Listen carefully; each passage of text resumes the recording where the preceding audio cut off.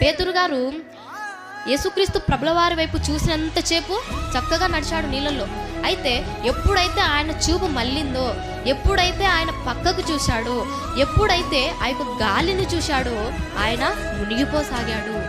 పేతురు గారు ఆ యొక్క గాలిని చూసి భయపడ్డాడు, కానీ గాలిని అణించగలిగేటువంటి శక్తిమంతుడైనటువంటి ప్రభువు నా దగ్గరే ఉన్నాడు అని ఆయన గ్రహించలేకపోయాడు.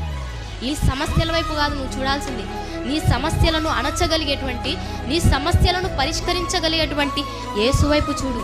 ఇప్పుడే మనము దాని నుండి బయటపడగలుగుతాం. లేదా నీ బలహీనతల వైపు కాదు నువ్వు చూడాల్సింది, నిన్ను బలపరిచేటువంటి యేసు వైపు చూడాలి.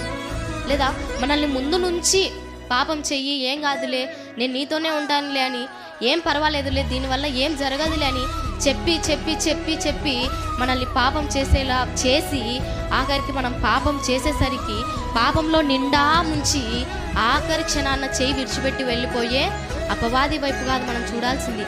కష్టమైన, ఇరుకైన, ఇబ్బంది అయినా, ఎంత క్లిష్టమైన పరిస్థితి అయినా సరే నీతో ఉన్నటువంటి నీ దేవుడైన యెహోవా వైపు చూడు. నిన్ను నడిపించేటువంటి యేసుక్రీస్తు ప్రభుల వారి వైపు చూడు.